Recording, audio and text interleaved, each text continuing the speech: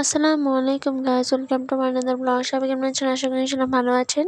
আজকে আমি coconut noodles তৈরি করার রেসিপিটা আপনাদের মাঝে নিয়ে চলে আসছি। সো এখানে প্রথমে আমি যে উপকরণ লাগবে নুডলসটা তৈরি করতে সেগুলো নিয়ে নিয়েছি এবং ম্যাগি মশলা নিয়ে নিয়েছি। তারপরে পরিমাণ মতো এখানে যে নুডলসের পরিমাণ মতো মাংস নিয়ে নিয়েছি। তারপর সবকটা উপকরণ এখানে আমরা একটি কড়াইতে বসিয়ে দিয়েছি। কড়াইতে বসিয়ে দেওয়ার পর এখানে পরিমাণ মতো আদা রসুন বাটা নিয়েছি। দেন এখানের মধ্যে যে মাংসগুলো নিয়েছিলাম সেগুলো এখন দিয়ে দিব। তারপরে এখানে পরিমাণ মতো লবণ নিয়ে নিব।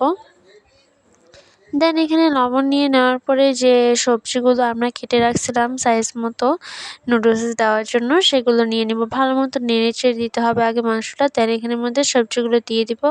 কারণ অনেকক্ষণ সিদ্ধ হতে হবে, তাই এখানে সবজিগুলো দিয়ে দিয়েছি। এখন ভালোভাবে নেড়েচেড়ে নিতে হবে, ভালো মতো নাড়তে হবে যাতে সবগুলো মিক্স ভালো মতো হয়। তারপরে এখানে সিদ্ধ হয়ে আসার পরে আমরা এখানে ডিম দিয়ে দিব। তারপরে এখানে ম্যাগি মশলাটা দিয়ে দিব। এখন ভালো মতো সবগুলো উপকরণ ভালোভাবে মিক্স করতে হবে যাতে মশলাটা ভালো মতো মিক্স হয়। তারপরে এখানে নুডলস দিয়ে দিব যেগুলো সিদ্ধ করে রাখা হয়েছিল। তারপরে ভালো মতো মিক্স করে দিব। তারপরে এখানের মধ্যে ধনেপাতা দিয়ে দিব।